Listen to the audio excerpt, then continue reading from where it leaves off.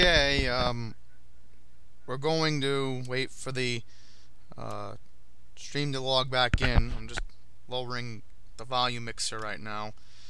We're going to double check. We're going to make sure we're live, because while this is live, I can put C-SPAN on for you guys, and we can do whatever we need to do. Because again, talking like an idiot wouldn't benefit anybody, right? So let me double check if I'm live.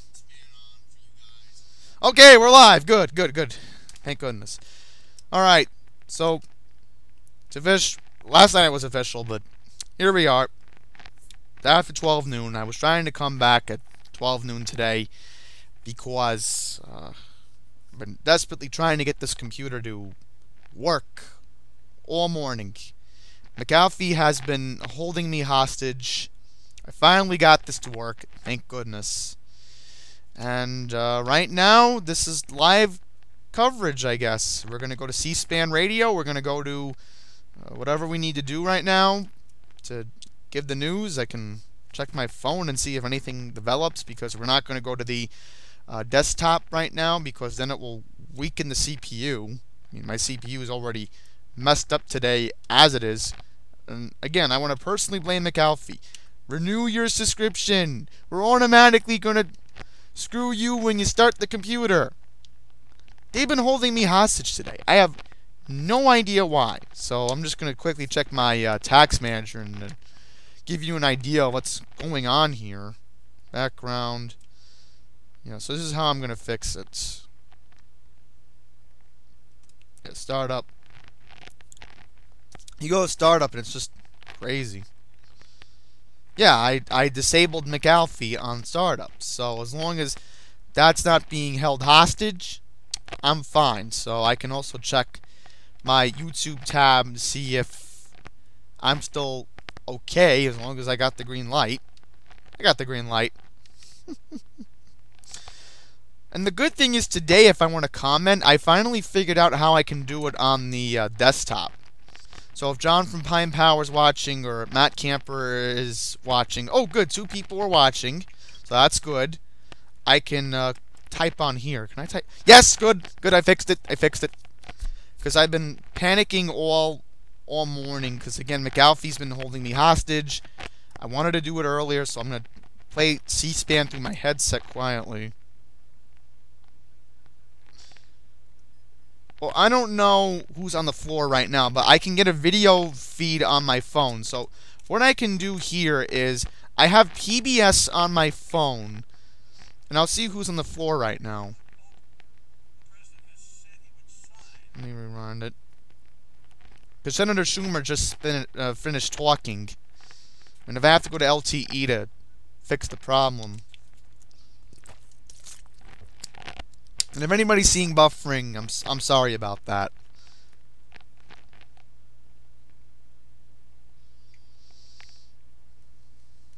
Okay.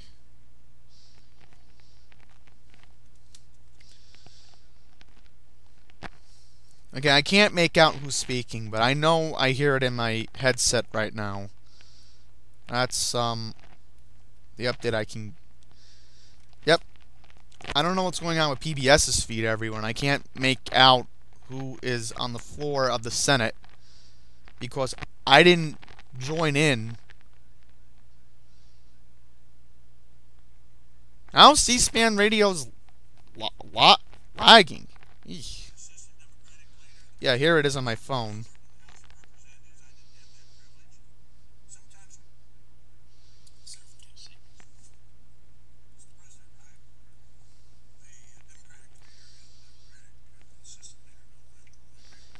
This is a senator from Tennessee right now. This is not Bob Corker, I know that.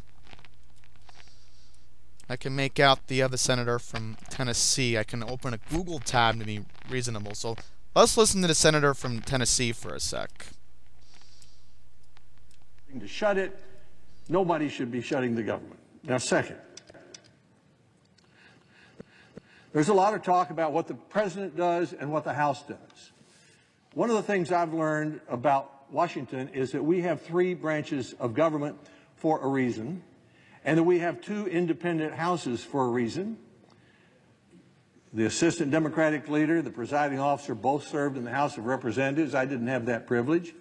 Sometimes we have senators who want to run over to the House and get them to do things our way. I found that doesn't work very well. We have a lot to say grace over here. And usually the best thing for us to do is to do what the Senate can do and say, here it is, and say that to the President and say that to the House. And often when we do that, then they agree with us or modify it, and we get a result. So it's a pretty poor excuse to sit here and say, we can't deal with President Trump. We don't have to deal with President Trump. We're the United States Senate. We can make our own decisions about DACA. We can make our own decisions about health insurance. We need his signature to make it a law, but maybe it's a lot easier if we pass what we can pass and say, here, Mr. President, here's a solution to an important issue. You can be Nixon to China on the immigration issue. You said you want to do that. Do it.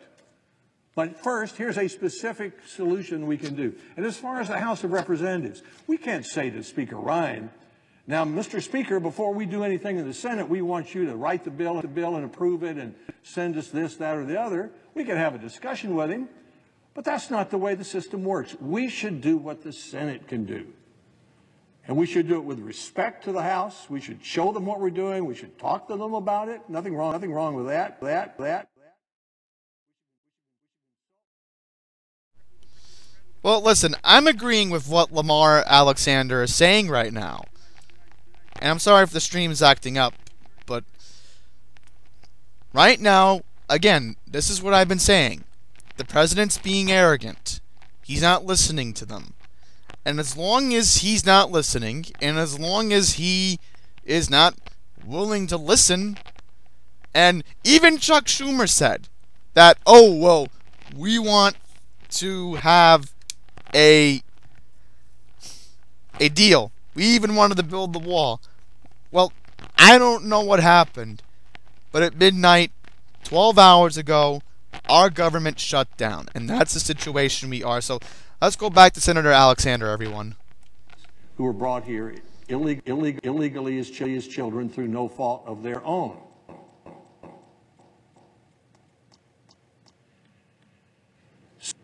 So the best way to do that. Why don't we just vote on it? Why don't we take some time on the floor of the Senate, and rather than negotiate in the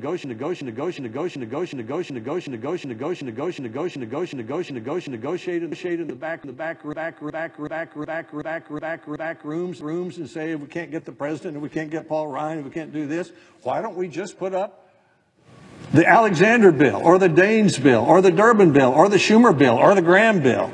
Put it on the floor, let senators amend it, and see if we can get 60 votes.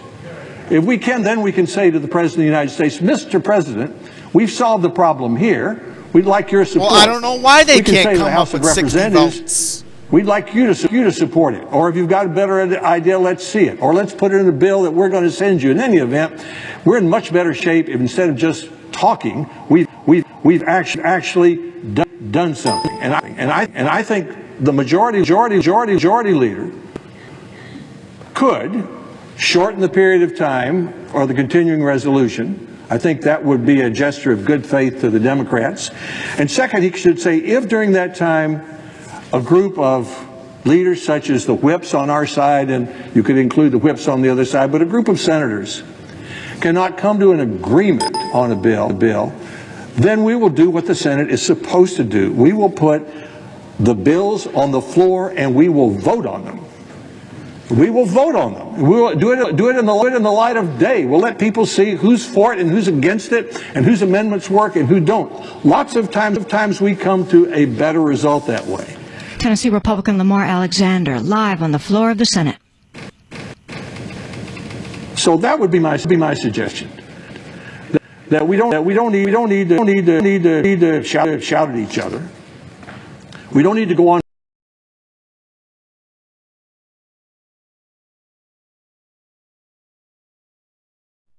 Okay, so I'm going to put my mic back on in a sec, but C-SPAN Something is very wrong with iTunes Radio today. I can't seem to get WCSP to cooperate with the stream. But again, you heard what the senator from Tennessee said. Senator Alexander said that there shouldn't be any more bickering before the stream went out. And I agree with him. Why are they bickering? Why are they acting like children? It's everyone's egos getting in the way of negotiating 60 votes in the Senate and try to send something to the president today. They're acting like children. This isn't the United States government.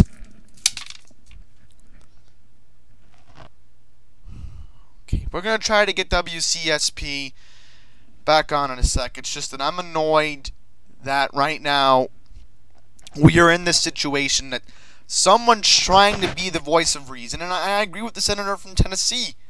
But if it was Bob Corker, I don't know what would happen right now, because that certainly was not Bob Corker. Trying to get it back on, everyone. I apologize. We can fix it. 5 major bipartisan steps that are good for the American people. The American people sent us here to make the government work for them, not to shut it down. That should be unthinkable. That should be like chemical warfare. We should never even consider that. So I urge my friends on the other side, let Senator McConnell and Senator Schumer, who are veteran senators, they respect this institution, they're friends with all of us, they're able to make a decision, let them sit down themselves and find an agreement to get this government back open. Let's go to work on the 2-year budget agreement, the children's health, health insurance for individual Americans, on the DACA bill, and on disaster. Let's get that done in a very short period of time. That's my hope.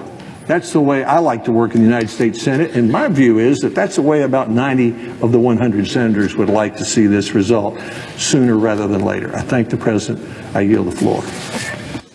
President. This is the Democratic leader. Let me thank my colleague from Tennessee. He's my friend, and we've worked on a lot of things together. I respect him very much. Dick Durbin. Done some good things in areas like medical research and a lot of other issues. And thank you for coming to the floor. And let me say at the outset that you and I are of the same mind when it comes to the future of the United States Senate. We have seen better days in this chamber. In the past year, I don't believe we've had one honest, open debate with amendments on the floor. Not one. Maybe got close on a couple, but not like we remember it. When it was an open process and members brought their best ideas to the floor, and the Senate decided things, debated and decided things. We've lost that. I tell new Democratic colleagues, God, you would have loved the old Senate. It was a great place. What you see today is a shell of what it used to be. All right, everyone. I just want to quickly let you know that right now I'm doing errands as I'm streaming, everyone. So here's what I'm going to do. I'm going to leave WCSP on right now from the C-SPAN speed from the DC station. I'm going to leave it on, and I'll try to commentate later on what's going on. But right now, Senator Durbin's speaking, and hopefully the announcers will keep you in tune. And again, anybody wants to have a discussion in the comments, you're more than welcome to do that. But the way I'm going to end this right now, before I have to just put the mic down for a sec, they have to get to work, find a way to get these 60 votes in, because they're acting like a bunch of brats right now. That's where I end it. Here's the WCSP feed, everyone. Problem. And that's what I'm looking for. And I thank you for the litany that you produced of things that we're close to solving. That's a significant list when you consider the paucity of our performance over the last, I won't go into specifics, over a period of time. If we could do those 5 things that you mentioned, it would be significant in restoring the confidence of the American people in what this institution can be. I just think there's one element here that is critical. If the Republican leader would come to the floor within the next hour and say, all right, I'm going to allow those who have an opinion or a view or an amendment on the issue of Dreamers and immigration an opportunity to offer that on the floor starting tomorrow. We'll start the debate, or Monday, Tuesday, whatever it might be.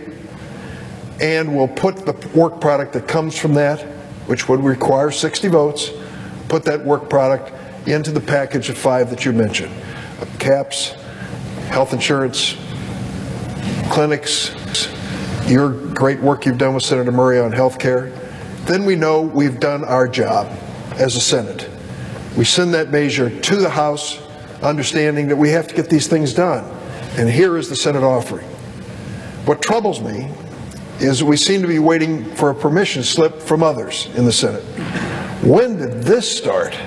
When I was over in the House, spending most of my time loathing the Senate and what it did, great House ideas, they didn't wait on us.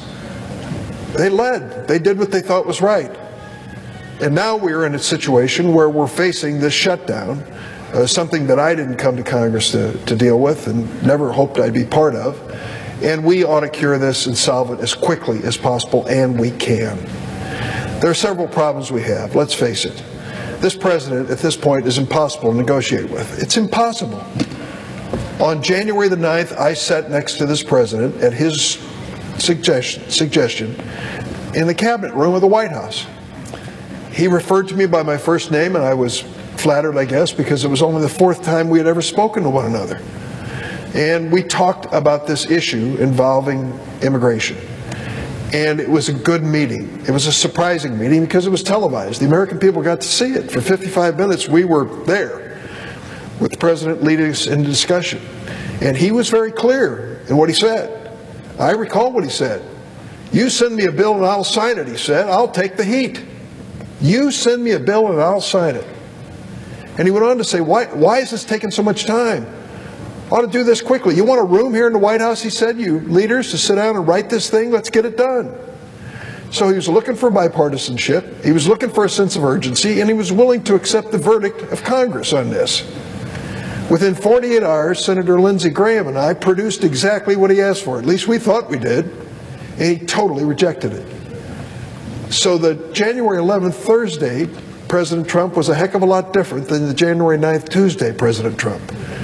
And I just threw up my hands. After 4 months of working on a bipartisan measure, he rejects it out of hand. We can't wait for an approval stamp from the White House to do our work here. We shouldn't anymore. I heard your leader, Senator McConnell, say, well, we need to know what President Trump wants to do on this. Please. We can't wait long enough for that to happen, and we shouldn't continue this situation waiting on something that is not likely to ever occur. I would just appeal to my friend from Tennessee. Let's keep this conversation alive. Let's not get back to it on Monday or Tuesday. Let's do something today. Let's push this forward as we tried to last night. That, to me, is the only way to move forward. Dick Durbin, live on the floor of the Senate. Republicans are in control of the House, the Senate, and the presidency. And we are in a position that's much weaker politically. But I think if we go at this in good faith, and if we use common sense, and if we look for common ground, that we can get something done here. I really believe it. I am not entitled to pass an amendment. I'm entitled to offer an amendment. That's the way I see it. And I'm prepared to do that. And ask my Republican friends, and you've been kind enough to express your support for some parts of what we've offered, to come forward. If you have a better idea, bring it to the floor. Let's do this, but let's not languish in this situation with the government shutdown and no conversation and no dialogue taking place. At this point, the president could solve this problem. He could have solved it yesterday with Senator Schumer when he invited him to the White House. Senator Schumer came back and briefed me on the conversation, and I will tell you, I was amazed. I thought, this is it. We finally found the solution with the president. Within 2 hours, President Trump walked away completely from what he had said to Senator Schumer over lunch. 2 hours, completely reversed his position. And that's why this shutdown really has his fingerprints on it. As the sign says, this president said, I can't imagine why, what he said, it was our country needs a good shutdown. It doesn't. There are no good shutdowns. There are those that are necessary, I guess, for a moment. But for goodness sakes, we ought to be solving problems and making this government work and move forward. And I am prepared to do that. There are so many elements that you just described that I think are so important. I can't tell you what the CHIP program means to all of us. I hope it means the same. And I'll just add something, that most of the services in my state provided by CHIP are provided at community health care clinics. So we've got to make sure we reauthorize those and fund them properly if we are truly want to serve the children of this country. And please, you know, you and I are both on the Appropriations Committee. Wouldn't it be great if that were the committee we remember? Wouldn't it be great? I know the senator from Vermont behind me here is our ranking Democrat on that. I was always proud to be on the Appropriations Committee, but you know, now it's just a faint glimmer in the eye of someone about what it might have been. We don't produce appropriation bills. We don't have the kinds of votes on the floor that we used to have. Exciting moments with open appropriation bills where we honestly debated the goodness or the shortcomings of different programs in our government and whether to fund them. We don't do that anymore. We do it in the quiet with staff of our committee rooms instead. There's a lot that needs to be done in the Senate. Can we use this moment, this challenging moment of this shutdown, to not only put this behind us, but to really move forward in restoring this institution into something we can be proud of and the American people can be proud of as well? I think we can, and I know that you could be a constructive part of it because you always have been. So I stand ready to work with you on a bipartisan basis to address this issue, and the sooner the better. Mr. President, I yield the floor. Senate Minority Whip Dick Durbin, live on the floor of the Senate.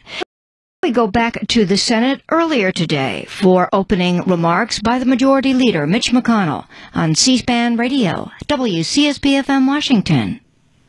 The solution to this manufactured crisis was inches away. But then the Democratic leader took the extraordinary step of filibustering this legislation, preventing it from passing, and plunging the country into this totally avoidable mess.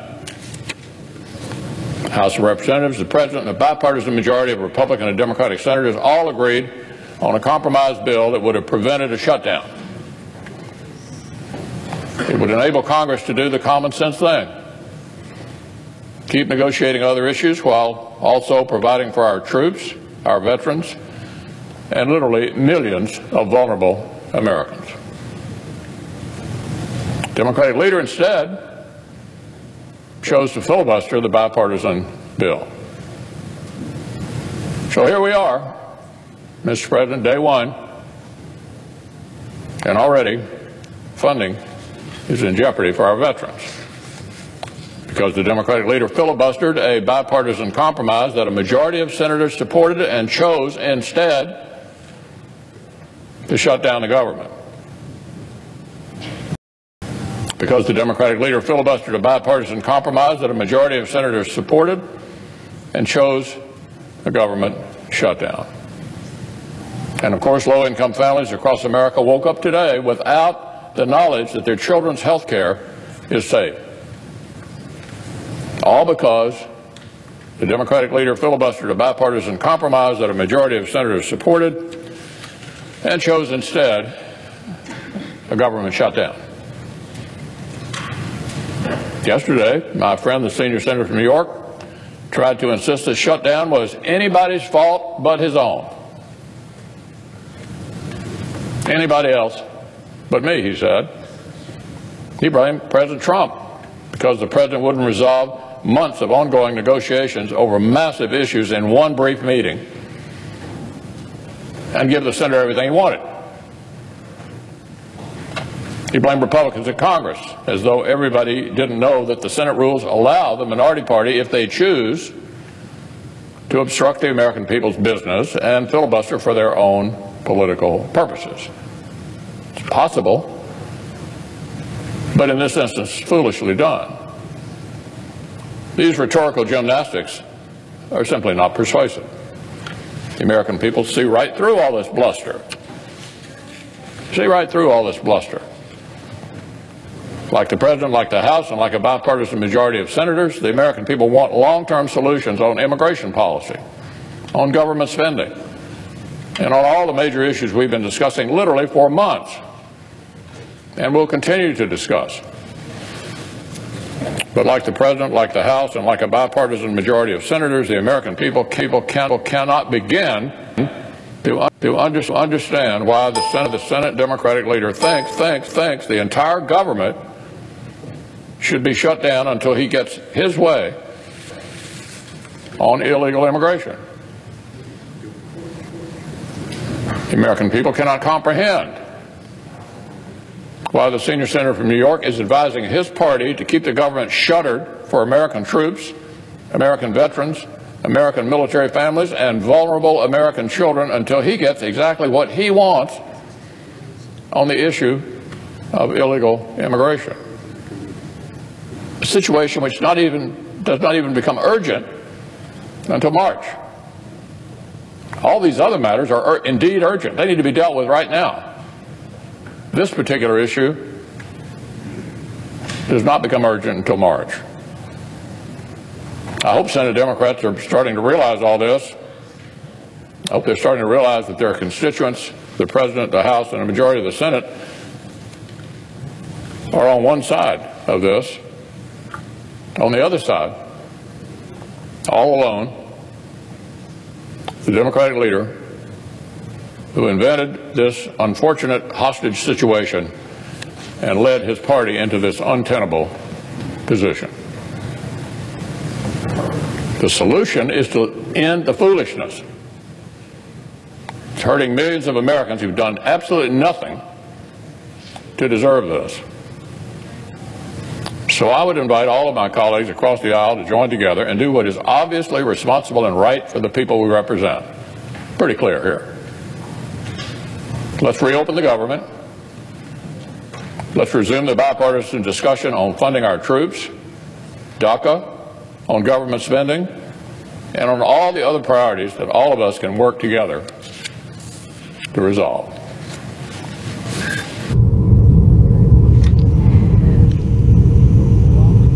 From the floor of the Senate earlier today, the Majority Leader, Mitch McConnell. And now we go back to Capitol Hill for a news conference with the Minority Leader, Chuck Schumer. Hey, good afternoon, everybody. It's 1 o'clock. Doesn't seem it. Seems like the morning. All right. So, after midnight last night, after a lot of effort on the Democratic side to negotiate a final deal for the American people, Republicans in Congress plunged headfirst into the Trump shutdown. How'd we get here?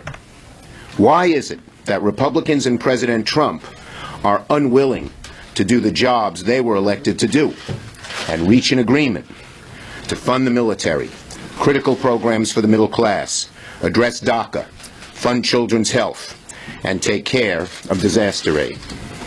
Over the last several months, Democrats have bent over backward to negotiate with the White House. Unfortunately, the President and Republican leaders in Congress are like Abbott and Costello. The congressional leaders tell me to negotiate with President Trump. President Trump tells me to figure it out with Republican leaders. Let me talk a little bit about what transpired in the negotiations. First, a little history. Last year, when President Trump ended the DACA program, we immediately began working on a solution that both sides could agree to. Leader Pelosi and I went to dinner with the President. We came away with an agreement to pursue a deal pursuing the DACA Act with border security. The President agreed. But that night and the next morning, the hard right came after him. Breitbart called him Amnesty Trump. Laura Ingraham even insisted he be impeached. By the weekend, he had backed off. Then Congress went to work. In a bipartisan way, Senators Durbin and Graham and their 4 compatriots worked hard to deliver a bipartisan deal. 2 weeks ago, the President had a meeting on national television for the world to see. He said he wanted 4 things: protect the dreamers, secure the border, end what he calls chain migration, and end the diversity visa lottery. And then he said he'd sign what Congress would come up with. Well, the bipartisan Gang of 6 delivered. When the president heard about the contours of the deal on the phone with Senator Durbin, he was thrilled. He invited Senators Durbin and Graham to the White House, but the hard right attacked again. A meeting that could have ended in a bipartisan handshake instead devolved into one of the most infamous meetings of his presidency. But still, we went back to work. Excuse me, have a cold. But still, we went back to work to strike a deal with the president.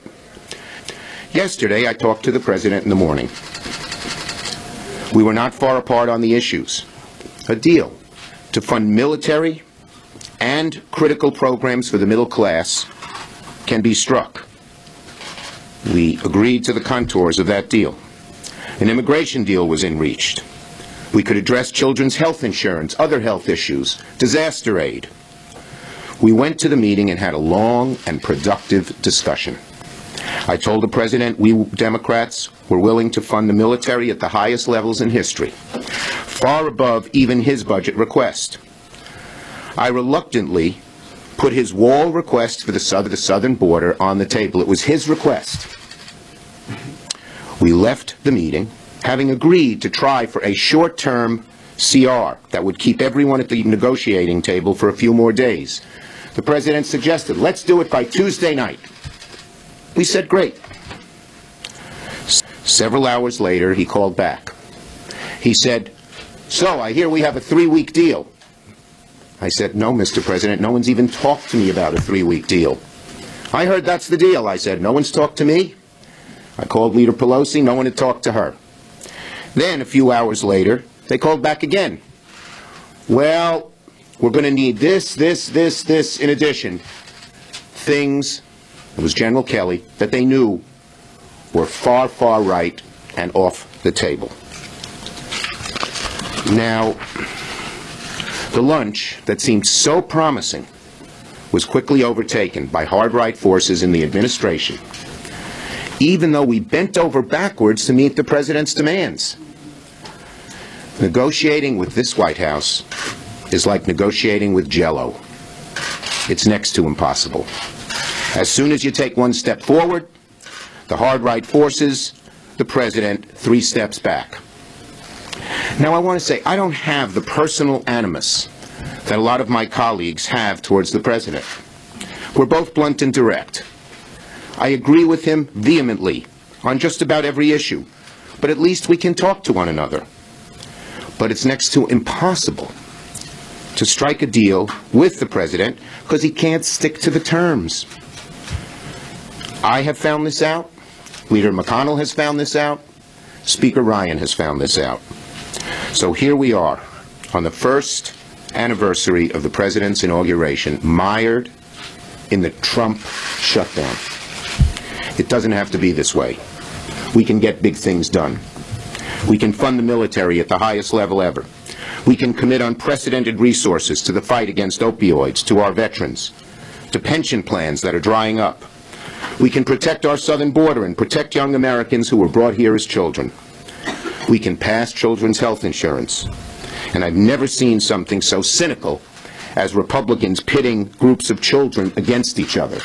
They hold up CHIP to hold other children, these time the DACA kids, hostage. Senate Democratic Leader Chuck Schumer. That's a disgrace. That's not what America wants. We can also pass disaster aid, which Texas, California, Florida, and Puerto Rico want. We can do big things, but the president needs to step up and lead. The Republicans control the presidency, the Senate, the House. They know who's responsible. The American people know that the Republicans control the presidency, the Senate, and the House, and they know who's responsible. America knows this is the Trump shutdown. Only the president can end it. We Democrats are at the table. We're ready to negotiate. The president needs to pull up a chair to end this shutdown. Ready for your questions. King. Can you define what you mean by when you say you put the wall on the table? Yeah. The big, beautiful wall, the entire Okay. thing? This was not my I'm not going to get into the specific numbers, but I will tell you it was the president who suggested the number, and I said, let's put it on the table. How big was the number?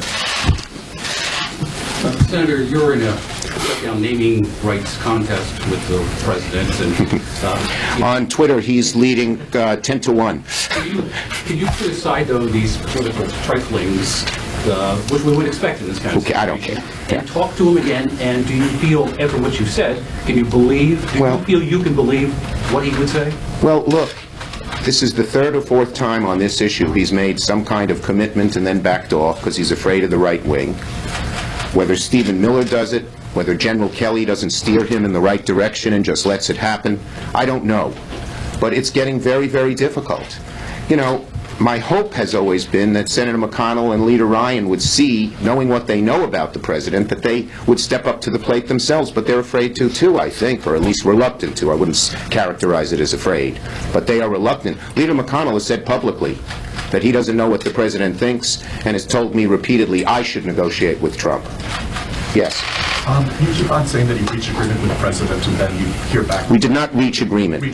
We came close to the parameters of an agreement. But then things seem to be settled, then you hear from General Kelly. The president... No, I heard from the first call came from the president about the three weeks, which was news to me. Is the president actually running the White House right now, making those decisions? You'd have to ask people who know the White House better than me. All I know is it's next to impossible to negotiate when the position keeps changing and changing and changing.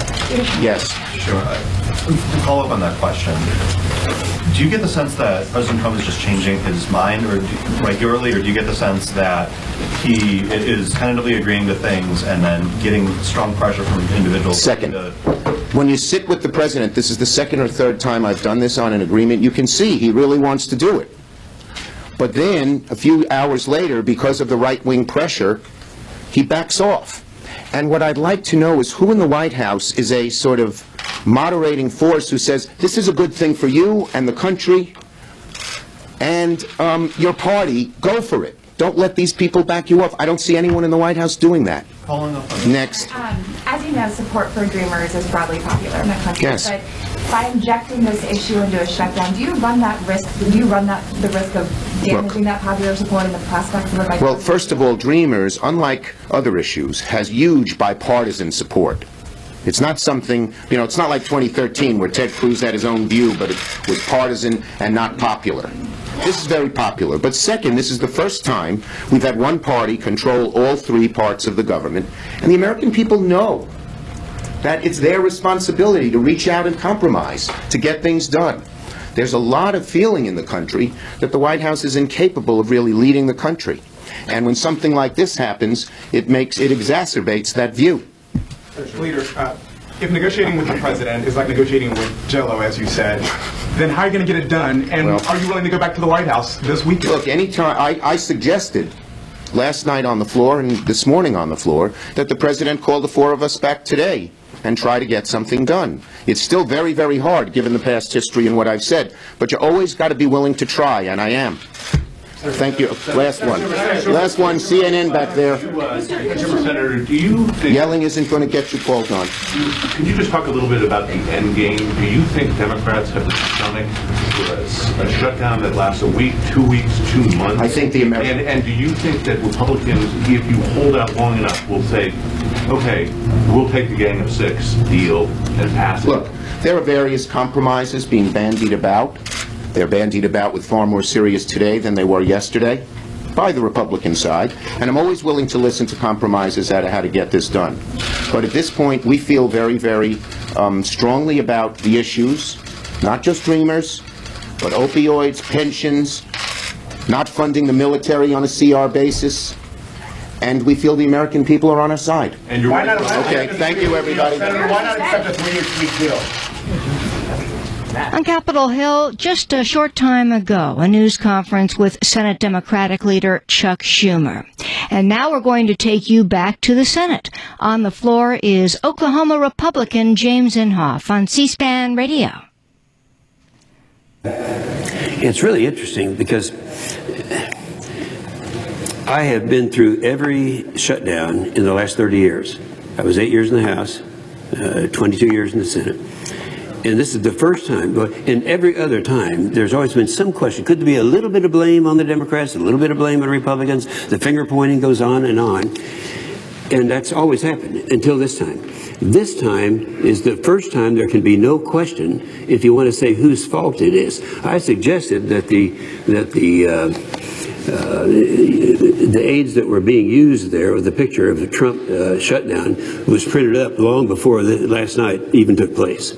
This is the first time that there can be no question. If you want to play the blame game, it is the Democrats in this case. I mean, and I think it was planned that way. I'm not into their heads, I don't know, but there has to be some reason that all this stuff came along on the first anniversary of his presidency. So anyway, this is something that I can't find anyone in the nation right now who's saying there's some question as to whose fault this is. Even the New York Times, they talked about the fact that and you got to keep in mind, just use logic. There was one vote that caused this, one vote. 90% of the Democrats voted in that one vote last night to shut down government. 90% of the Republicans voted to keep the government open. So it was done in a premeditated way, I have to say, because all this was so planned out. And they thought maybe this is a good thing, it's a good ring to people. They can say the Trump shutdown. I can't imagine anyone who could really believe that there's anything authentic about that. Anyway, I think people have to remember this happened because of one vote, and that one vote was almost unanimous, Republicans versus Democrat. But that's not why I wanted to talk. I'm listening to all the things that can happen, and I think we're sympathetic to all these things. I think most of the reasons are stated for shutting down government by the Schumer group last night was all having to do with the DACA. Let me tell you, Mr. President, I don't know of one Republican serving in the United States Senate that isn't very sympathetic to the kids, and particularly the ones who had no voice in it. They were here not by their own choice. They didn't personally violate any laws. We want to take care of them, and we're going to take care of it, and our president wants to take care of them. But that seems to be an issue that if they could convince the people that this is all put together by Trump to hurt little kids, then that's the only thing they have to hang their hat on. And I suggest my very good friend, and I do have a very good friend from Rhode Island, who's already got his picture of Trump up, and so we're going to hear more and more and more of that all day long until we finally get this thing opened up, probably on Monday. Now, we're sorry it happened that way, but it was one vote that caused it, and that's behind us now.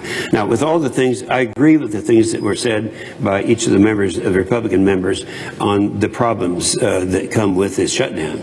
Even if it gets opened early up, and I think it'll be over by maybe Monday. I don't know. I'm not real sure. I suspect that, but I have had the privilege in the past of being the ranking member on the Armed Services Committee, and that is the area that really concerns me the most. Now, I've been critical of the last administration, the Obama administration, in what has happened to the military. They had a policy, Mr. President, and it's a stated policy. All the Democrats agreed with it. They said you can't put any money into sequestration for the military unless you put an equal amount of money in for social programs or for non-defense programs. Well, that's saying that defending America is not the number one concern, not the number one priority of what we're supposed to be doing down here. And so, as bad as it has become over the last 8 years in terms of our ability and the fact that we're overworking our kids, the fact that our maintenance is down, and those things are all bad. But for this to happen right now at this time, when we're in the middle of arguably 2, maybe even 3 wars, and we're with a defense that has gone through a starvation diet. And when yesterday it was Secretary Mattis, he was very clear. He said, and this is a quote, he said a shutdown would, and at that time he made this, he was begging for it not to happen. He's hoping it wouldn't happen. But he said a shutdown would have a terrible impact on 2 million men, women, and their families who serve in our military, a terrible impact. Now, there are approximately 200,000 troops currently forward deployed who are now doing their jobs without pay as a result of this. Secretary Mattis said all maintenance operations for the military will cease as long as there is no shutdown. That's all maintenance. Now, when you go through starvation, as we have over 8 years of the previous administration, the first is hit is always maintenance, because that's not obvious. Maintenance and modernization. Those are the two things that you can starve without the public being aware of it, and that's what happened. Oklahoma Republican James Inhofe. We have a lot of our, I think people are aware, just look at our F-18s that the Marines are using, only 62% of those can't fly right now because they have not been properly maintained. We are going through this problem already, and it's going to be exacerbated by the fact that we are closing things down, shutting things down.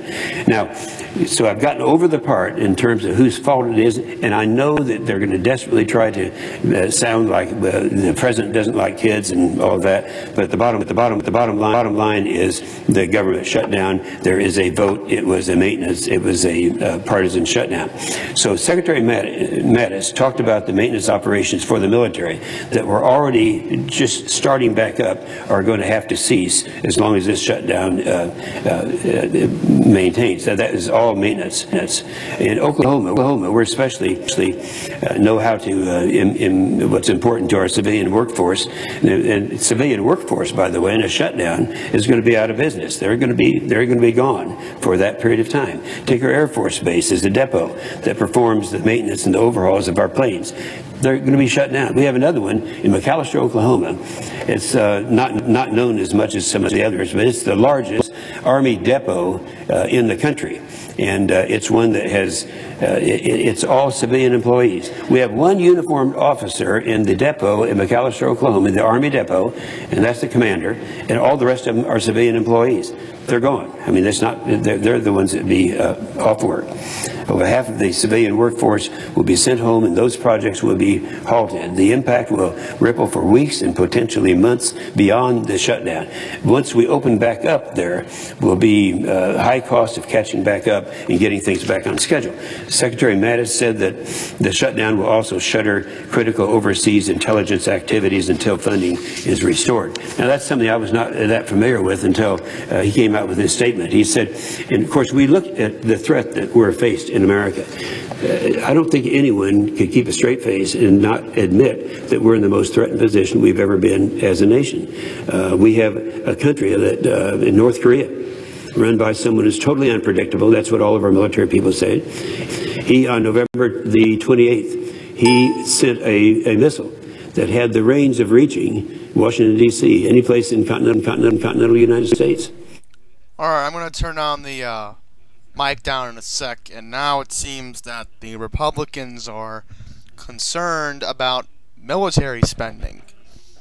And you heard Senator Schumer about 10-15 minutes ago say that that's what the president wanted, and that's not what happened from his point of view, and he is begging Trump to negotiate with 3 other Democrats in the Senate, including Dick Durbin.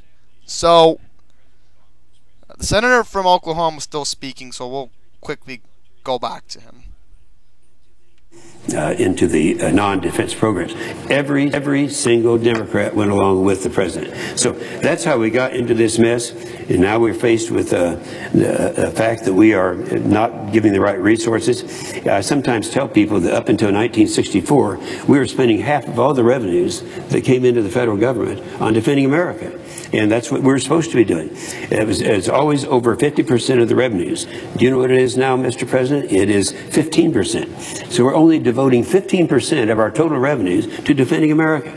And so we've gotten into this position over a period of time, and it's now to the point where we have really serious problems that need to be addressed. Our Army brigade teams right now they're very lethal, still very effective, but they're only 30% of them are able to get out and be to battle as it is right now. Our Air Force squadrons we have a shortage of pilots. We have 1,500 pilots short. 1,300 of those are fighter pilots, and so while they are willing to do it, we'll always have enough who will go on overtime, whatever's necessary, to get out there nonetheless stress. They don't have the equipment properly maintained. The Navy is the smallest, most stress it's been in the history of the Navy, the Marine Corps. And so these things, that's where we are right now. And that's why if there's one thing that shouldn't happen during this time in our history, is to have a shutdown. So I think about my state of Oklahoma. We have 663 Oklahoma Army National Guard soldiers that will be sent home from a planned training. I was there when they planned the training. I was there to send them off, and of course that will be put on hold. And that's not just Oklahoma. Over 100,000 National Guardsmen are being sent home around the country right now because of this. Of the shutdown. So our reserve forces, the National Guard, all of them are going through this problem. So as we face the threats from North Korea, Iran, the Islamic extremists, and Russian aggression, not to mention our severe readiness crisis, we can't afford the negative effects of a shutdown. And I believe that this is going to be over with. I'm not sure how it is. I'm not in the leadership. Others are going to make the decision. But I can say this, that the Senate Democrats know all of this is true, and they know now that America knows. And if you look at the editorials around the country, they know that it's because it legitimately is called the Democrat shutdown, and we're going to try to get it corrected. And I've talked to several of my Democrat friends. Hopefully that will happen in a very short period of time. My concern, of course, is for the military, and I believe that I think that we'll be able to get this thing done. But I want to say one more time, on the DACA thing, I don't know of one Republican in the United States Senate who isn't just as sympathetic as any Democrat in the United States Senate in terms of these individuals. The kids had nothing to do with the problem that they find themselves in right now. In the meantime, let's get this over with, rebuild our military, and become what I see is happening now that wasn't happening before, that we will once again assert America as the leader of the free world. With that, I yield the floor. Oklahoma Republican James Inhofe, and now he will be in a colloquy, a back and forth, with Rhode Island Democrat Sheldon Whitehouse, taking place on the floor of the Senate now. Senator from Rhode Island. Mr. President, let me first thank my friend from Oklahoma.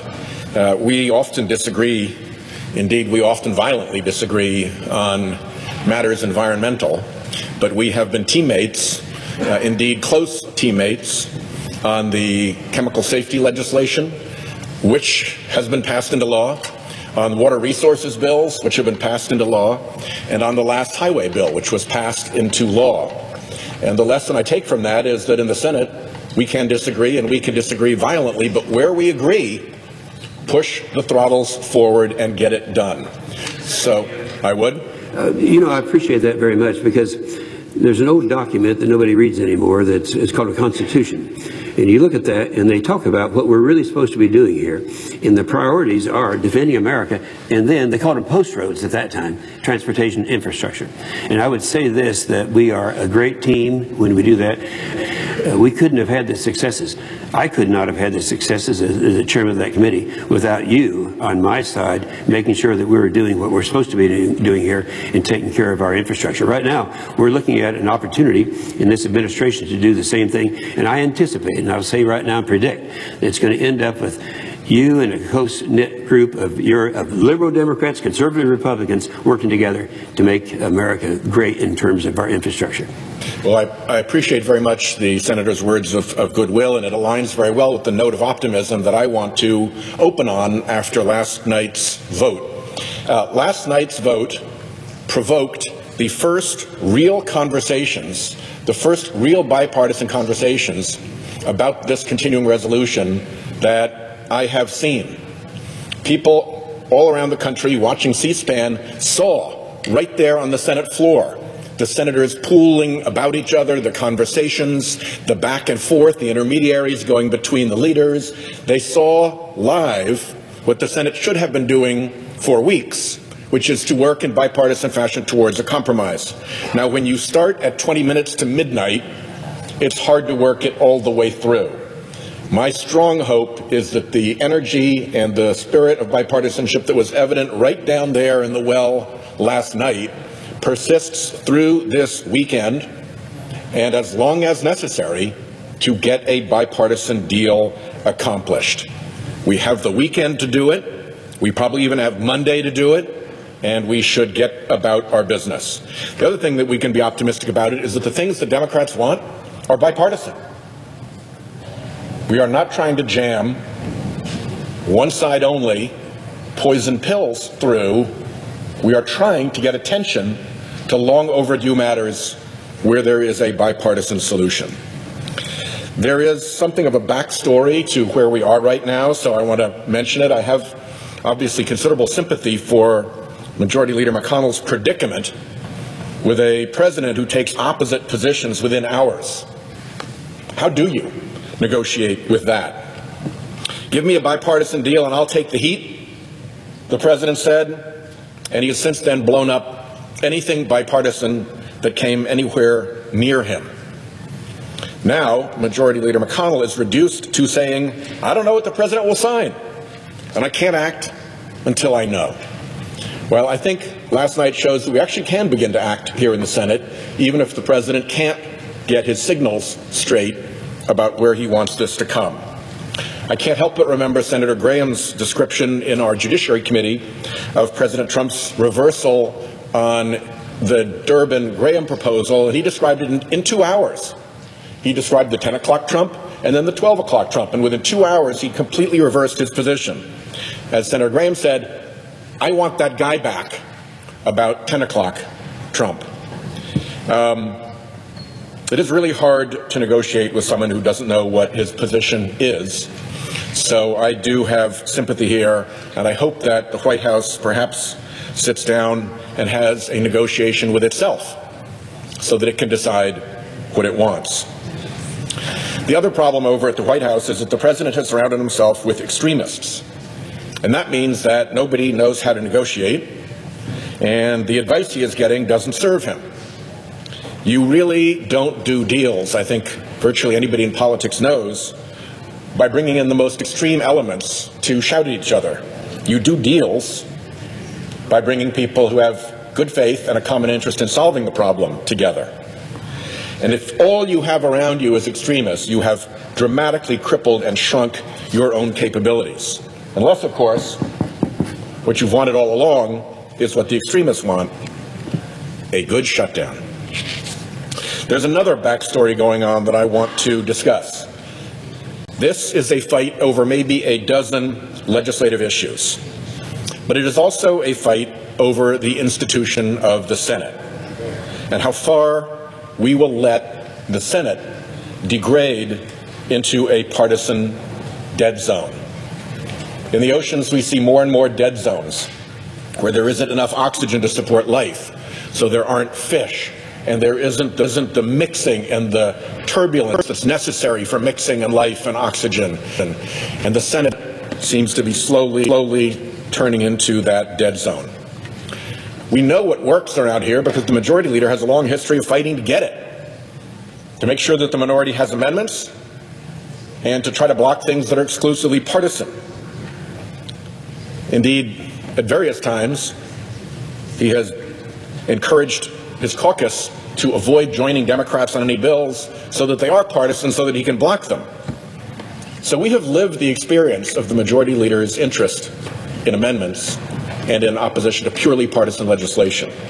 We have also heard it, and in the majority leader's own words, he has called for a Senate, and I'm quoting him here, which honors and respects all the members and allows everybody to participate and offer their ideas regardless of party.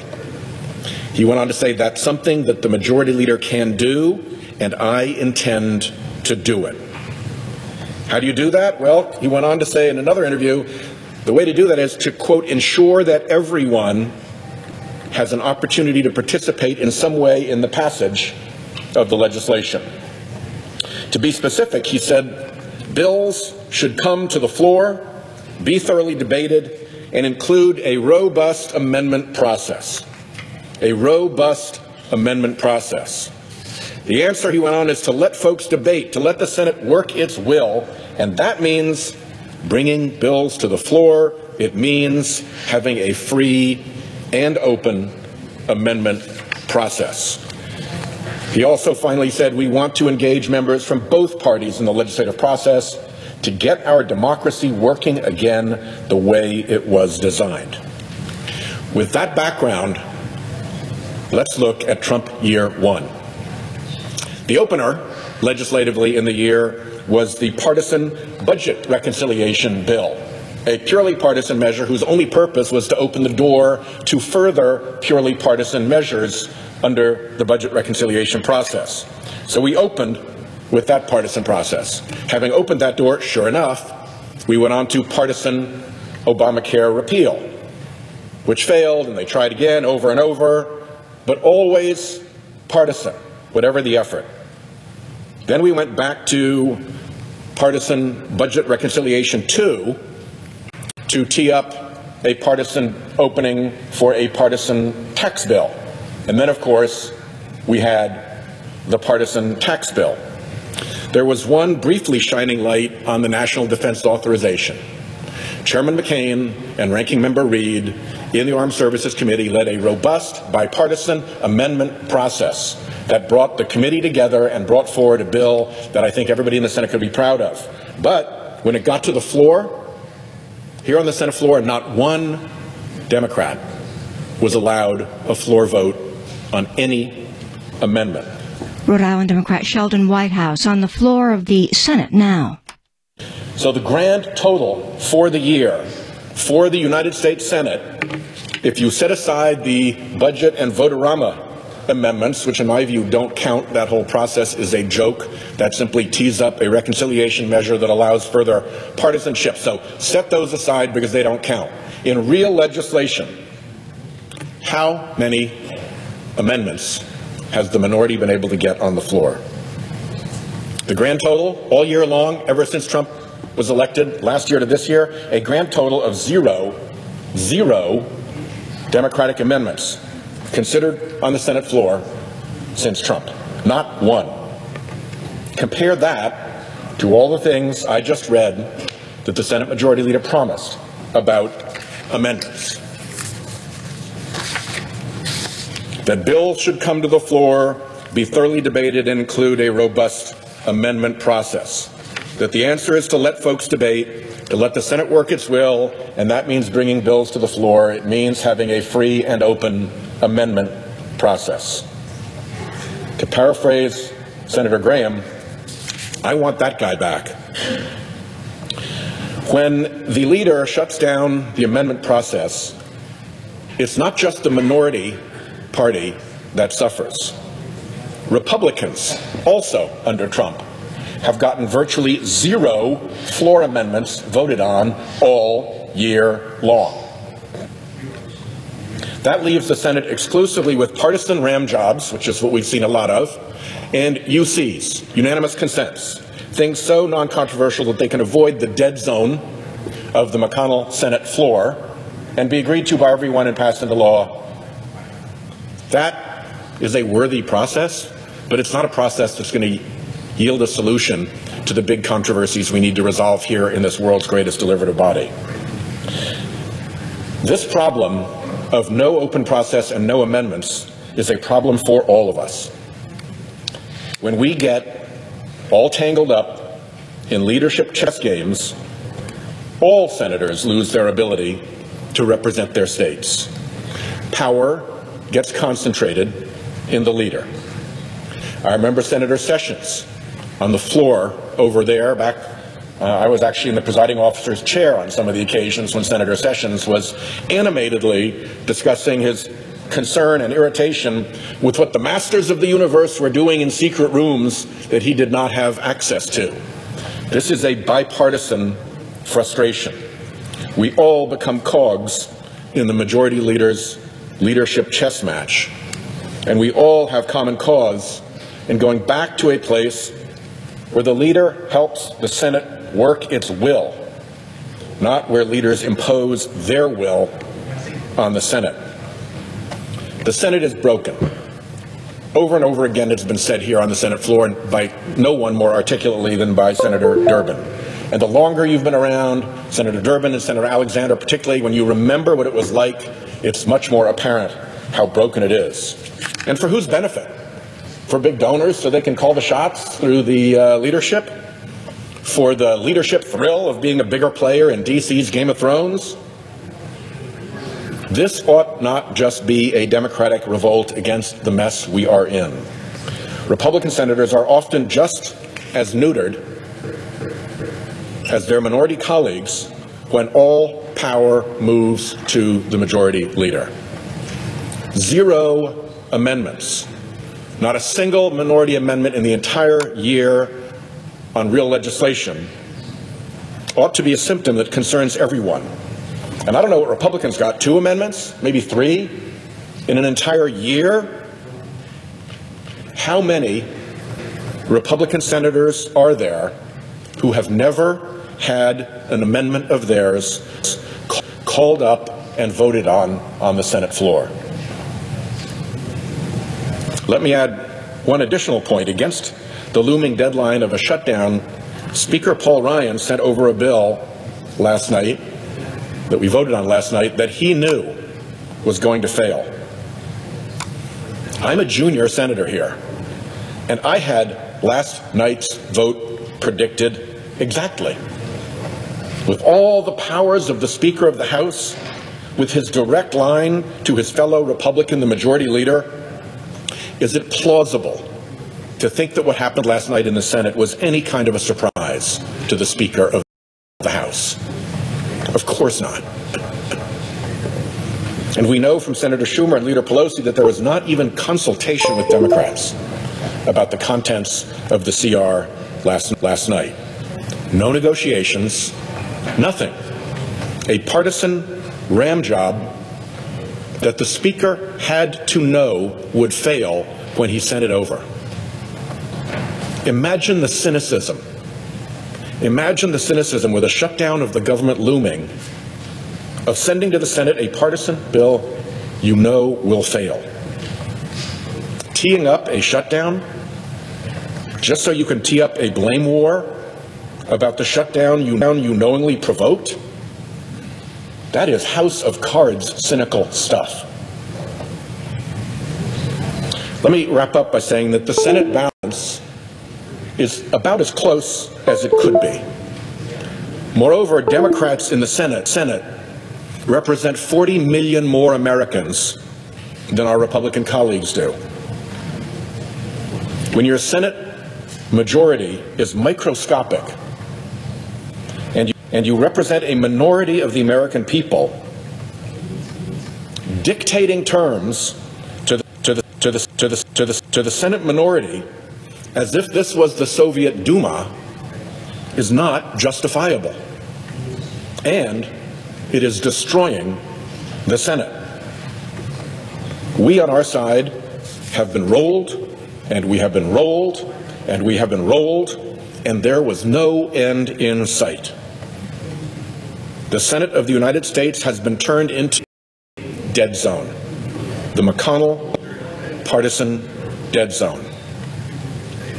Those strategies amass power into the leader's hands, away from Republican and Democrat senators alike, but that breaks all the promises the majority leader made, amendments and regular order, and that is destroying this institution that we love. You simply cannot have both bipartisanship and utter dominion by the majority leader at the same time. That just can't coexist. It's impossible. You cannot have an open amendment process and utter dominion by the majority leader at the same time. If the majority leader insists on being, to use Senator Sessions' phrase, the master of the universe, what does that leave for everyone else? Rhode Island Democrat Sheldon Whitehouse on the floor of the Senate now. Well, we've seen what it leaves on our side. 0 amendments, 0 consultation, no input, no bipartisanship, ever. And why should the great affairs of government be worked out in private meetings of 2 or 5 or 8? Those rooms may not be smoke-filled any longer, but the atmosphere is just as unhealthy without the smoke. The atmosphere is just as unhealthy when so much gets done in the dark, and so many senators who are not the master of the universe are reduced to begging and pleading to their leader to have favors slipped into the backroom deal. That's not the way the Senate should work. Smoke or no smoke, that is not healthy. But too many senators, too many members here have never even breathed the fresh air of a healthy Senate. Like the pit ponies of the old coal mines, they trudge and they haul in darkness, trudging and hauling in the darkness so long they don't know what daylight looks like.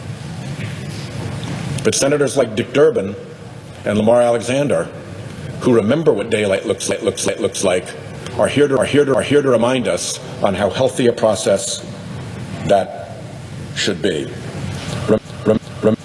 Remember, in a Senate in which the minority party, the barely minority party, I should add, is not for an entire year able to get even one amendment voted on one piece of meaningful legislation, in a Senate like that, Mr. President, everybody loses.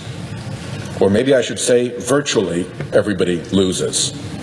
Unanimous consent, a partisan ram job, or nothing is no way to govern and no way to run a Senate. I yield the floor.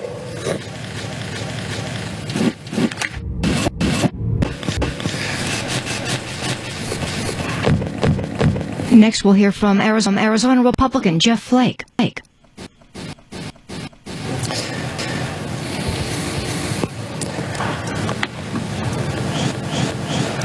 Mr. President. Senator from Arizona. One day into a government shutdown, we are in a hole as a body. I was just talking to one of my colleagues who said that we ought to spend less time worrying about who threw us in this hole or how we ended up in this hole, and more concerned about getting out of it. I hope that we can dispense with the signs, the Trump shutdown, Schumer shutdown, and realize we're in a shutdown situation. Now let's climb out of it. There are ways to do that.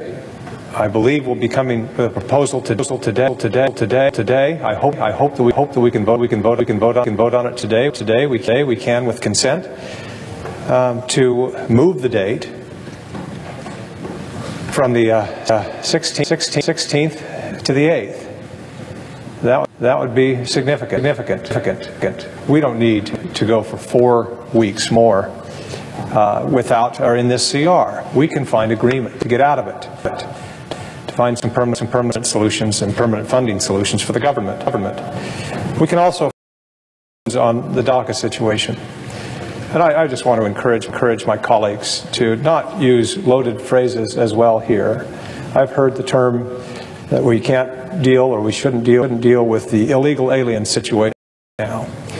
Who can honestly look at a child who was brought across the border? The average age when these DACA kids were brought across the border was the age of 6. Some of them were toddlers. Some of them were carried by their parents. Who in the world can look at them and refer to them as illegal aliens? You can have a different description for their parents or others who brought them across, but to put that kind of label on a child is just wrong. And with that kind of loaded language, it makes it more difficult to come to a solution. There is enough blame to go around for this shutdown on all of us. It's a pox on all of our houses. The question should be, how do we get out of it? I would suggest, and I think that we're coming to this, that the best way out of this is for the Senate to be the Senate again. I know that the majority leader, and I'm glad he does, very jealously guards his prerogative as the majority leader to decide what comes to the floor. That's his right as the elected leader of the majority. I hope that he will just as jealously guard the Senate's prerogative, the congressional prerogative. We are an equal branch of government. And to say that we won't move on a particular topic until we have agreement from the President, when we've waited for weeks and weeks and weeks for that kind of agreement or that kind of nod or signal, we can't wait anymore. Let's more jealously guard our prerogative here as legislators, and let's bring an immigration bill to the floor. My understanding now is that that is the agreement, that if we haven't reached agreement with the White House and with the other negotiators by the 8th, by the time this next CR runs out, if we can agree to a CR that runs to the 8th, that we will bring an immigration bill to the floor, or we will bring a vehicle to the floor that will allow other immigration bills to come. I happen to have been working on a bipartisan bill. There are now 7 Republicans and 7 Democrats who have signed on. That's my preference. I believe that some on the Democratic side may want to bring another one up first. That's great. Some on the Republican side may want to bring another version up as well. Great. 60 votes will be required, and I think that we'll probably settle on one that we can all agree on. We'll have to. We have to get 60 votes here in the Senate. I think that that can be done, and that is a way forward. I hope at that time, there's no guarantee, but I hope that the President will, as he has said in the past, he will agree with what the Senate passes. I believe that we can pass a responsible measure that takes care of these DACA kids, as well as reinforces the border where we need to, and take care of some other issues as well that the President and our leaders have outlined. I think that that can be done. It can be done today. I hope that we can have consent to move to that. And I hope that the President can accept that as the will of the House, or the will of the Senate, and then promote that solution.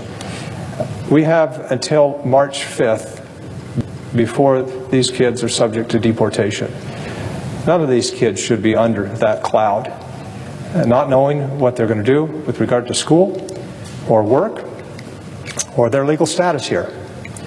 There is urgency. For those who say there's no urgency, we've had 6 months to deal with this. Now we're just outside of a month before kids will start being deported. We shouldn't go further than February 8th to actually settle this in the Senate. We can do it. We have people who are working in good faith on both sides of the aisle. Let's just exercise our congressional prerogative to actually legislate. If we'll do so, I'm confident, Mr. President, that we can come to a solution. With that, I yield my time.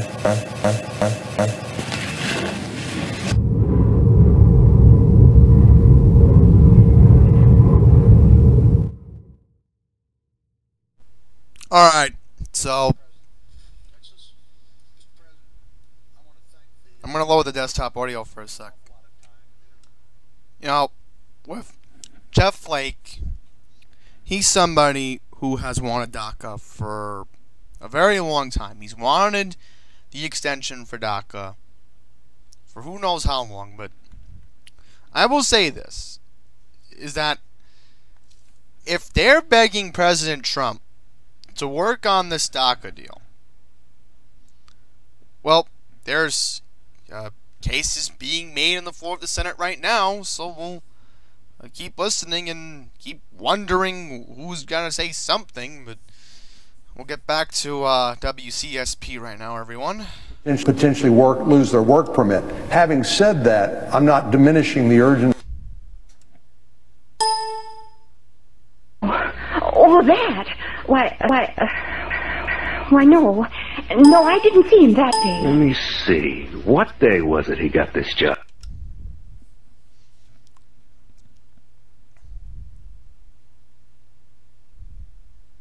A day who are losing status. And there is a question about whether or not they can renew. Courts have been trying to weigh in on that, and the administration has asked the courts to finalize, asked the High Court to. But the problem is, even if it's not deportation on March 5th, there is a real question. They can't get work permits. They won't be able to register for school in certain circumstances, and so they're left in limbo. And that's not fair to them. And so I thank the gentleman for working on a solution here, the senator, and thank him for yielding time. Mr. President, I appreciate the comments of my friend from Arizona. He's right about the work permits. That everything else aside, if these young people, some 690,000, can no longer work, that's going to have a dramatic negative impact on not only on them, but also on our economy and on the people who hire them. So all of which is to say, we shouldn't play with fire here. We need to get this addressed, and need to get it addressed on a timely basis, and that's something I'm committed to doing. The thing that confounds me the most, though, is why we find ourselves here with the Senate in session and the federal government otherwise shut down. It strikes me as completely unnecessary, especially when the number of us, me included, are having 2 or 3 meetings a day to try to come up with a solution to this problem. I know that people are anxious for the status and what happens, the future of these young adults, and I am too, and I'm eager to come up with a solution as soon as we can. But I think some have had what I would view an unrealistic view of the end game here. In other words, I know that our friends have been, the senator from Arizona, the senator from South Carolina, and others have a group along with the senator from Illinois that they think will be the seed of a solution here. But as they found out last week, the president didn't support their work product. And of course, as Senator McConnell, our majority leader, likes to point out, there's one indispensable person when it comes to legislation, and that's the person who signs it. All of us write the legislation, but the president ultimately is the one who decides whether it's going to become law. So that's a serious problem in terms of their plan to move forward with the so-called Graham-Durbin proposal. And it was just I guess last week, I lose track of the days now, where we met at the White House, where Majority Leader McCarthy suggested that he and I, as the majority whip in the Senate, the minority whip in the Senate, Senator Durbin, for whom this has been a long, passionate cause, and also the minority leader in the House, Mr. Hoyer, get together and schedule a group of meetings to try to work out our differences and to build consensus, because as we all know, nothing happens unless consensus is achieved. So actually, I think the belief, in my view, the unrealistic belief that somehow that the Graham-Durbin bill was going to be the path forward without the president's signature, with a doubtful future in the House of Representatives, hopefully that's been set aside. I say that with great respect, because I don't want to indicate or send any signal that I don't appreciate their concern or their passion or their effort to try to come up with a solution here. It's just that I think it should be clear to everyone that that is not going to be the path forward because of the circumstances I mentioned. The president doesn't support it, and it won't pass in the House of Representatives and even get to the president's desk. So we find ourselves here in a completely unnecessary situation. Our Democratic colleagues were pretty unanimous, with I guess 4 or 5 exceptions, in voting down a 4-week continuing resolution and causing the government to shut down. The majority leader, Senator McConnell, has offered them another proposal, which is a 3-week continuing resolution while we continue to do our other work. And they objected to voting on that last night, but the majority leader has now filed for cloture, which means that will ripen here tomorrow. And so they have a choice. They can keep the government shut down for another day before we vote on that, or we could agree to vote on it today and reopen the government while we continue our good faith negotiations and discussions about these other matters. But when the Democratic leader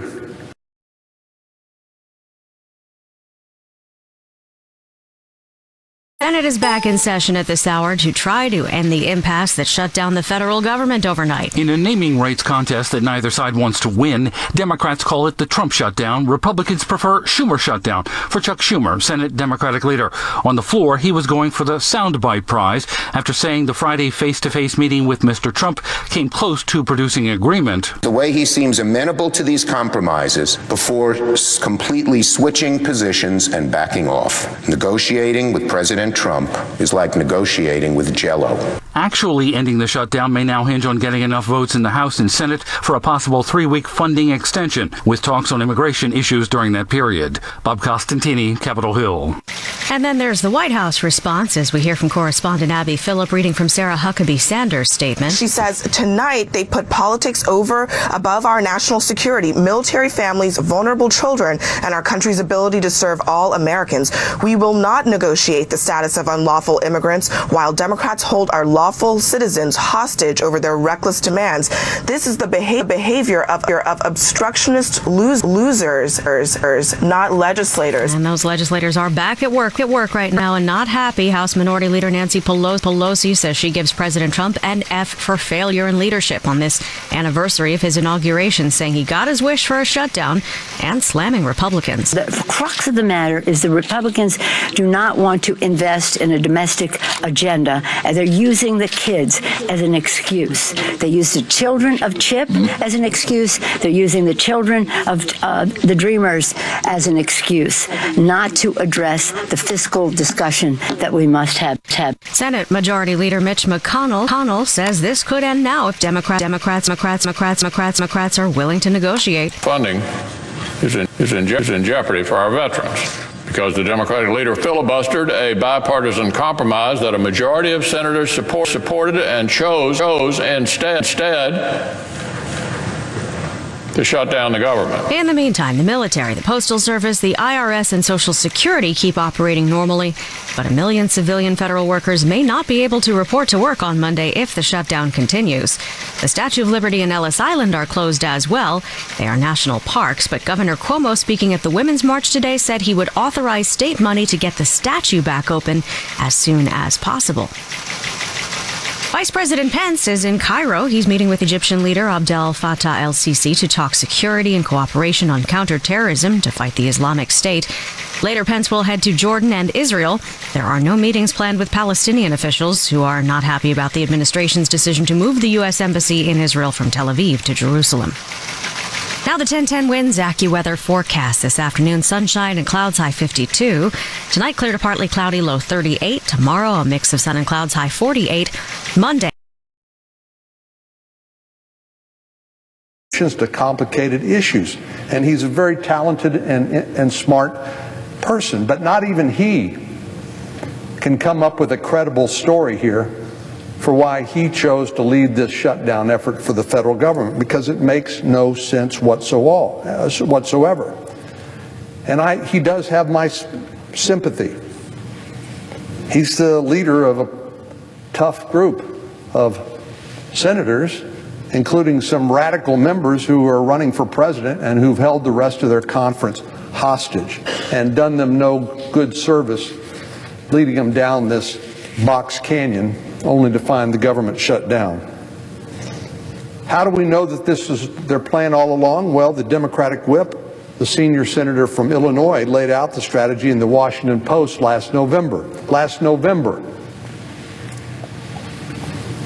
He said, Senator Richard Durbin of Illinois said he's encouraging his colleagues to join him in blocking spending legislation if the legal status of Dreamers is not resolved.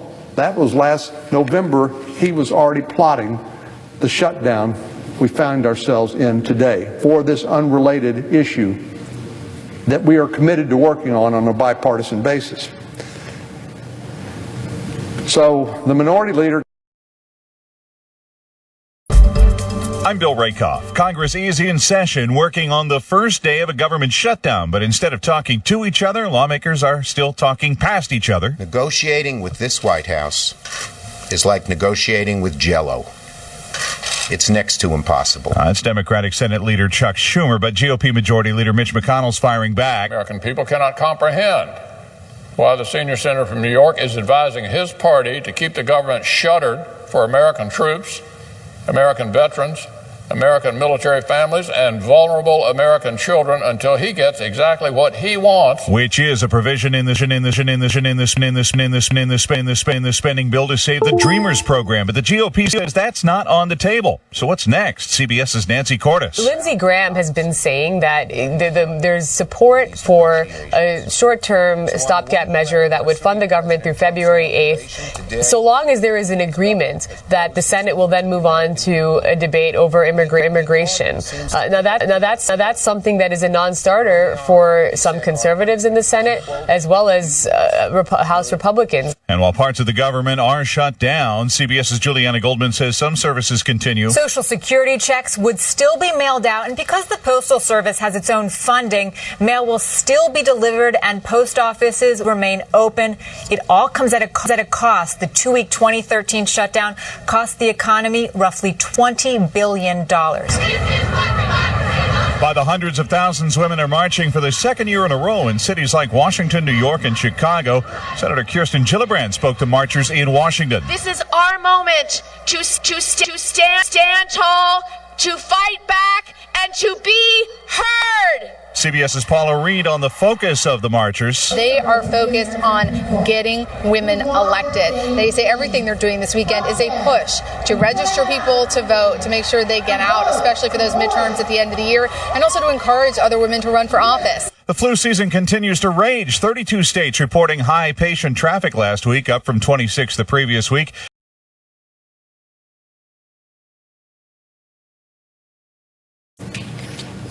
My message to them is think about the men and women who put on the uniform of our country and deploy in dangerous locations around the globe to fight our nation's wars and to protect our homeland.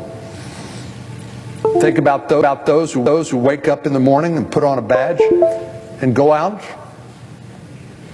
possibly into harm's way, to protect our communities. And think about those 9 million children who depend on us for their health coverage. I hope after having had a few hours of sleep last night and had a chance to think through this fundamentally flawed strategy, our colleagues will reconsider. Mr. President, the country deserves better. I yield the floor, and I note the absence of quorum. You've been listening to live coverage of the floor of the Senate as it resumes consideration of the continuing resolution, which would now extend government funding through February 8th.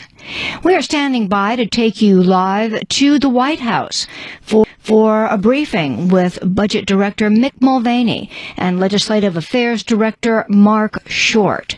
Until then, we will join C-SPAN Television, which is taking your calls. Take the test.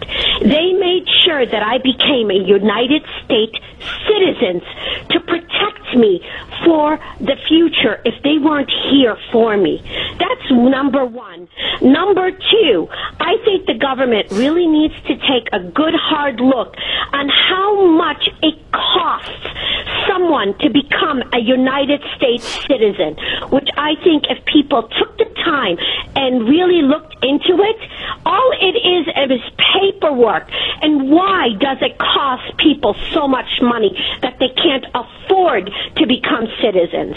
Number three, I have no problem with the DACA, but everyone is getting off track that, all these people are going to be thrown out of this country.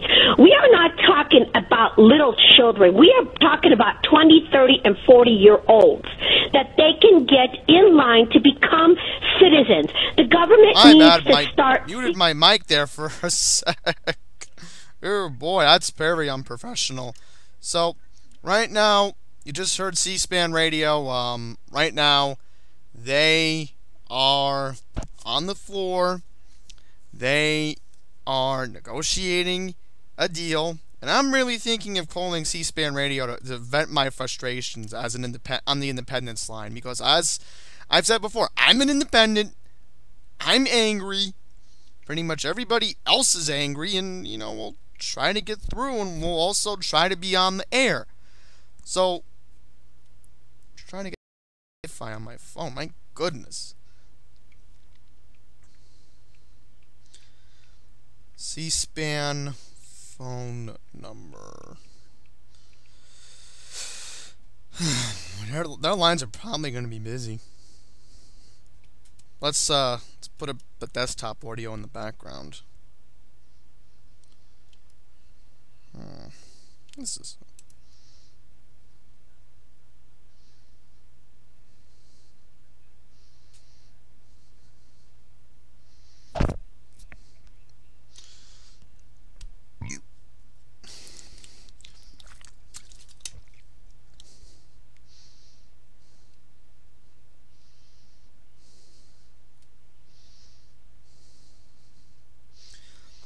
House will reconvene at 3 o'clock to continue debate on funding and to continue votes.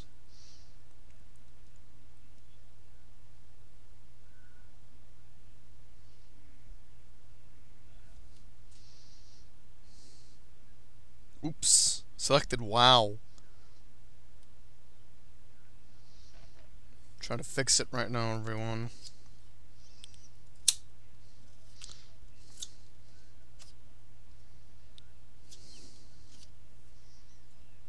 There we go.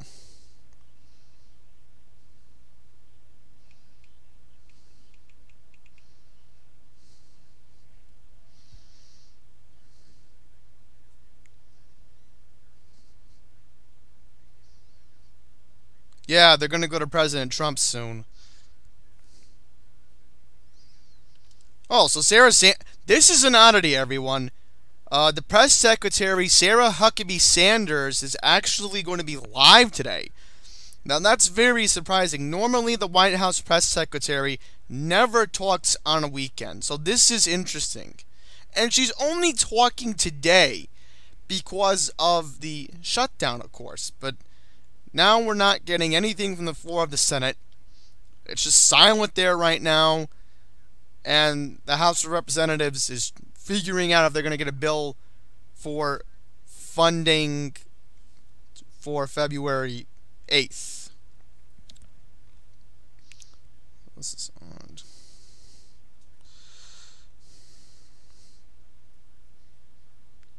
Should be getting me on right now.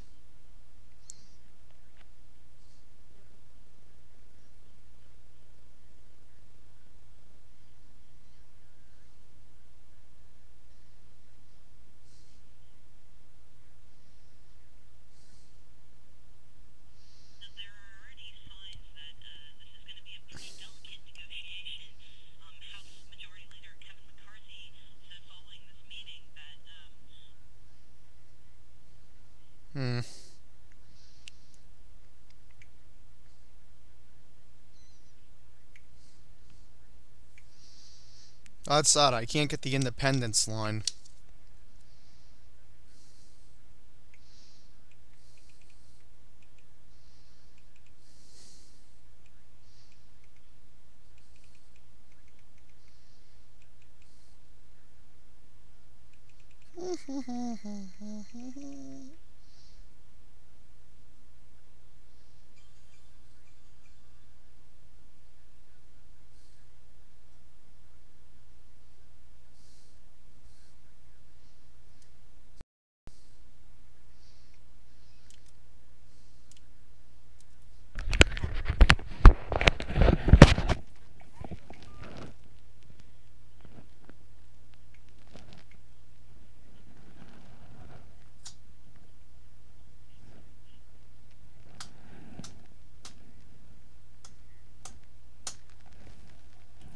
What's going on here, but boys.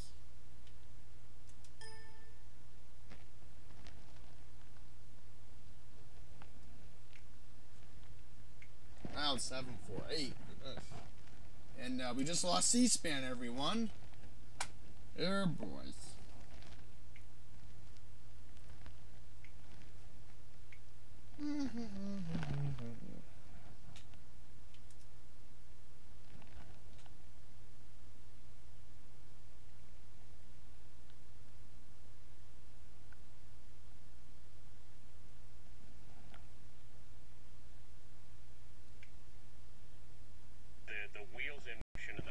There we go. We're back. We're back. Good. They come back at 3 o'clock. We understand a vote there. What do we vote on in that 3 o'clock hour? Yeah. So again, this legislation is colloquially known as martial law, but essentially what it does is it's a same-day authority rule, which allows the House, usually when the Rules Committee, which is the Speaker's committee that prepares the guidelines for floor consideration of legislation, typically you cannot report a rule from that committee and then consider it on the floor of the Senate.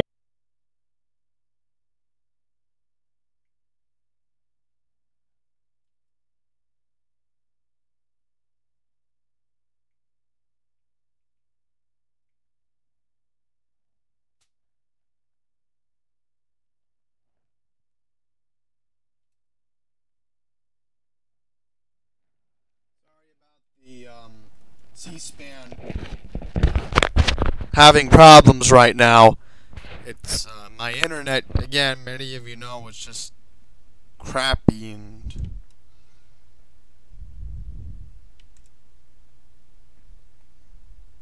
you and Ricky, what? How is he? I don't know why they have this cult radio thing on iTunes, but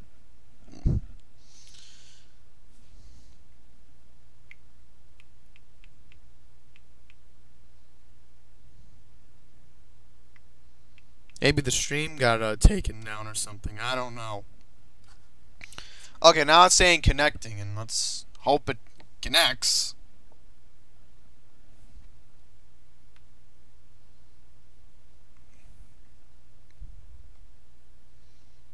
Looks like nothing is happening at the moment. And border agents protecting our country are held hostage by Senate Democrats. We continue to remain anxious to reach a deal on DACA, and we look forward to resuming those negotiations as soon as the Senate Democrats reopen the government.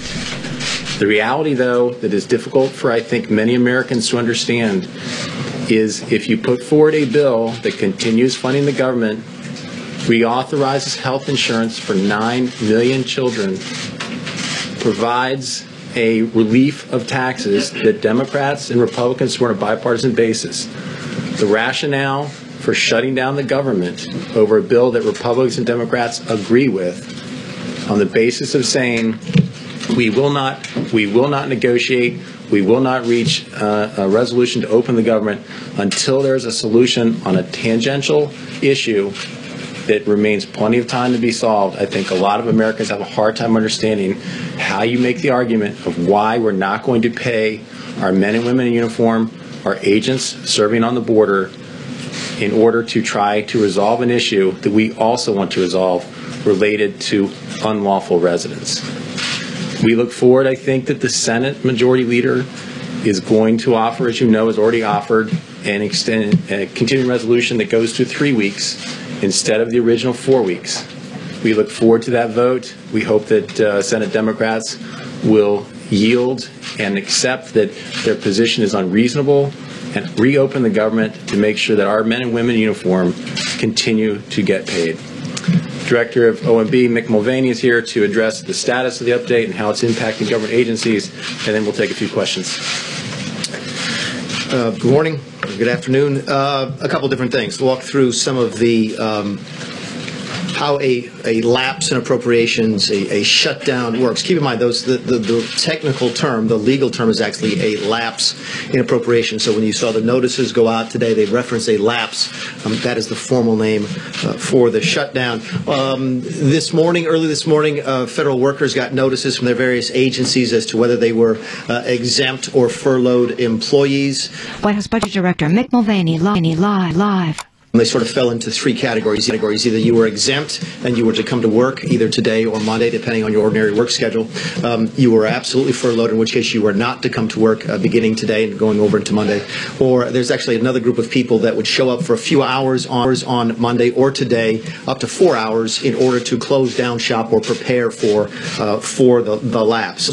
notices went out today. I mentioned yesterday that this shutdown, this lapse, would look different than it did in 2013. We're already seeing that. I want to walk you folks through a couple ways it's already different. In 2013, most of the EPA shut down immediately during the lapse. EPA this year, consistent with OMB guidance and direction from the President, is using its unobligated balances, what we call those carry forward funds. Most of the agency will remain open, unlike several years ago. Mine safety inspection, the number of inspectors that will be on the job for mine safety inspections will increase from 25% of the total in 2013 to 50%. Here again, part of the administration's intentional plan to use unobligated funds that are already at the agency, something the previous administration did not emphasize. Cybersecurity. Agencies will ensure that staff working on the maintenance and safeguarding of IT systems will continue to work during the lapse, and that systems will continue to get their critical updates. National parks. You may have already noticed that the parks, national monuments, private concessions that serve them are open. As I mentioned yesterday, won't be picking up the trash or cleaning the bathrooms. Number 5, trade negotiations. During the last shutdown, I think the Obama administration canceled a few very high-level trade negotiations. By contrast, this year the USTR will use its funding flexibilities. We talked again about that. The ability to use carry-forward funds, the ability to use transfer of funds from one account to another in order to continue round 6 of the NAFTA negotiations later this week. Finally, the last example I have is that the Merchant Marine Academy was closed during the 2013 shutdown. Will stay open. There's another important example that doesn't compare apples to apples to 2013, but it is sort of evidence of how we're managed differently than the did during the 2013 shutdown. After working closely with the White House, with OMB, to review the exceptions allowed in the law for agencies to continue to operate if their work is necessary to protect life and safety, the CDC has announced this morning they will continue immediate response work and surveillance to protect Americans from seasonal influenza. So we'll have continued updates on that either later today or tomorrow as to how the shutdown, how the lapse, if it continues, is managed. With that, I think we'll take a couple of questions. Gentleman in the back. Yes, sir. I'm wondering how concerned you are that if we look at social media, Twitter, hashtags trending, that Trump shutdown seems to be far surpassing Democrat shutdown or GOP shutdown. How concerned are you that the onus of this by the public seems to be on the president? My favorite is still the Schumer shutdown. So it's got that nice little ring to it, doesn't it? So, yes, sir. Speaking of Senator Schumer, he said he left the meeting yesterday with the president thinking he had arrived at the broad outlines of the deal, and that something happened that the president changed his mind. Senator Schumer said that he relented under pressure from the far right. What's your account of that meeting? I know you weren't in the room, but what's the White House account of that? Yeah, I was in that meeting, but I did talk to the chief about it this morning, and I'll give you an example of how Mr. Schumer is mischaracterizing the discussions. One of the things that, according to the chief, that Mr. Schumer told the president was that I will give you all of the money that you want for your wall. And the president said, "Oh, that's great. I need $20 billion to build the whole wall." And Mr. Schumer said, "Oh, no, only 1.6. That's all you asked for last year in the 2018 budget, which I happened to write." Okay, we had a $1.6 billion request in the 2018 budget that we'd like to see in the 2018 appropriations bill. Okay. That is not all of the money for the wall, nor was it ever intended to be all the money for the wall. But Chuck Schumer actually had the gall to look at the president and said, "I'm giving you everything you asked for the wall," and then when pressed admitted that he wasn't doing it. That's the type of negotiation that Mr. Schumer has been engaged in with the president. You have to ask yourself at one point, does it even become profitable to continue to work with somebody like that? So Mr. Schumer's going to have to up his game a little bit and be a little bit more honest with the president of the United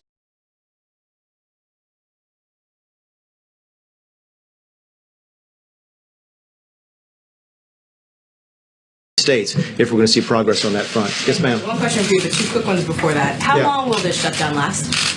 You have to ask Congress. Again, the Democrats in the Senate could end this shutdown today. What are you planning for? day? No, we plan mostly a day at a time.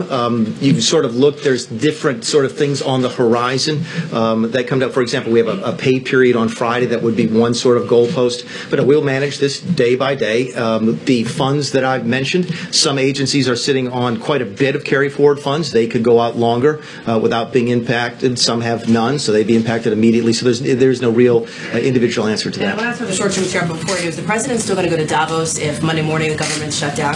No, my understanding is that the president, we just talked about this beforehand, that the president will not be going to Florida now, and we're taking Davos both from the president's perspective and the cabinet perspective on a day-by-day basis. Okay, and then so on the short-term CR, obviously Democrats you guys aren't going to talk about immigration right now. You'll talk about it after you get through this government shutdown. There's been talk among Democrats of trust issues. There's been talk from the president about trust issues. So if Democrats do agree on this short-term CR and to address immigration later, why should Democrats think they should trust this president on that? Hallie, I would say again that when you step back for a second at where we were in asking Congress to address this when General Kelly first came in as CHS Secretary, providing to Congress what we asked for in October as far as principles, and then refining that again. And I know that there's been some questions saying that there's, I think Senator Schumer today said there's lack of clarity as to what the White House is asking for. I don't think there's lack of clarity. Here's the principles we sent up in September, 7 pages sent up to Congress to say here are the things we're asking for in the four broad categories. Over the course of the negotiations and conversations, there was a sense that it needs to be refined. So we sent back several weeks ago was a 3-page document that pulled off some of the items that we were asking for off the table, particularly on interior enforcement. And then there were meetings here at the White House, bipartisan in nature, with leadership, Republicans and Democrats, that many of you covered and was shown to the national audience. In that conversation at the end, there was agreement that there would be 4 principles leading the negotiations. Kevin McCarthy, Senator Durbin, Senator Cornyn, Steny Hoyer. That is the process that we have put in place, and it continues to focus on those 4 principles. Legislative Affairs Director Mark Short. What I would simply add to Director Mulvaney's comments is that I would look at it as progress, and in fact, Democrats are now willing to accept funding for border security and physical barriers. That is a step forward as well. There's some areas where we have given some ground, which is they want a broader definition of that DACA population. To me, that is progress. All the more reason as to, if we're making progress, why are we shutting down the government? Why are we shutting it down? We were making progress. We're anxious to resume those conversations, but we're not going to be held hostage and let our troops be held hostage over this. When they reopen the government, we will continue the discussions. Mark, can I ask you a question about this? Is the 1-year anniversary of the president being sworn into office. How does this White House feel to have a shutdown 1 year after the president was sworn in?